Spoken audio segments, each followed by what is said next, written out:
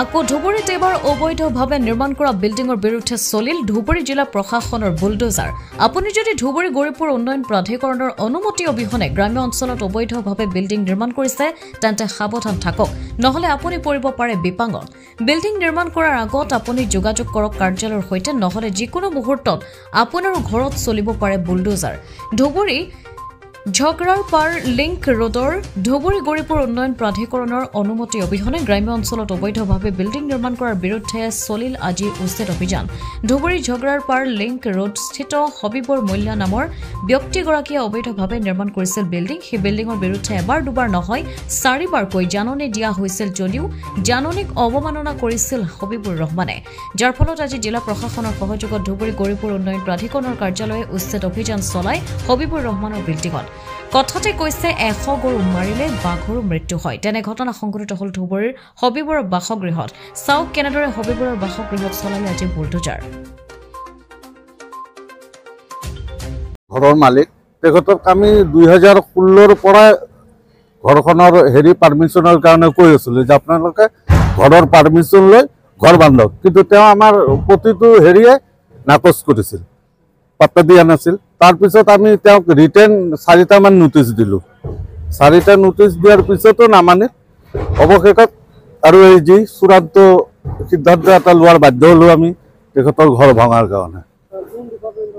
আমি Dhubri Gauripur development authority নাই লোৱা নাছিল, কনষ্ট্ৰাকশ্যন অনুমতিবিহীনে কৰিছে, সেইকাৰণে আমি এই পদক্ষেপ ল'লোঁ। এইটো ঝগড়াপাৰ পাৰ্ট 4 ঘৰ আছিল বোধ হবিবৰ মোল্লা।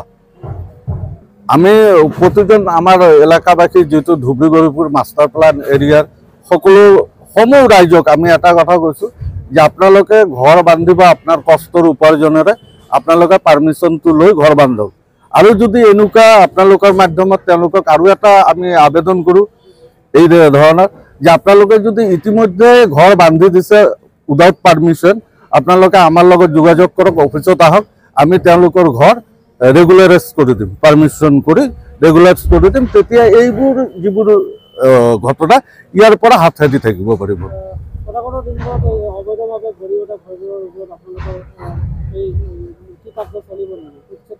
না, উচ্ছেদটো চলিবই।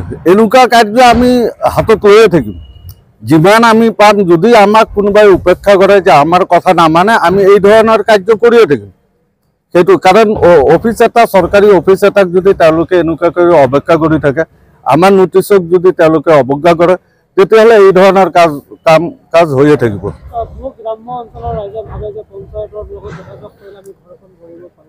নাই, পঞ্চায়তৰ এখতিয়াৰ নাই, ঘৰৰ পাৰ্মিশ্যন দিয়া পঞ্চায়তৰ এতিয়ালৈকে এখতিয়াৰ নাই।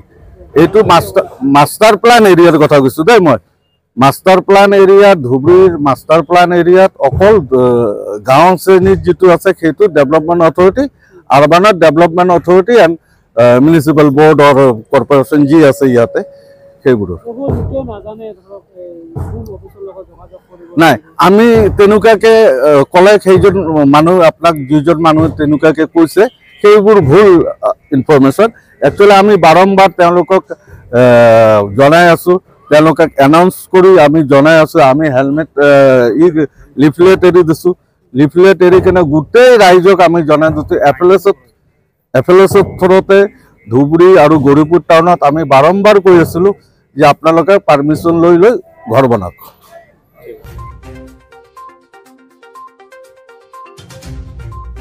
গৌৰীপুৰৰ পৰা চাহাবুদ্দিন মৌলৰ প্ৰতিবেদন, অমৃত নিউজ 24/7। অমৃত প্ৰবাহ অসমীয়া সাপ্তাহিক কাকতৰ ডিজিটেল সংস্কৰণ অমৃত নিউজ, সত্যৰ সন্ধানত অমৃত নিউজ।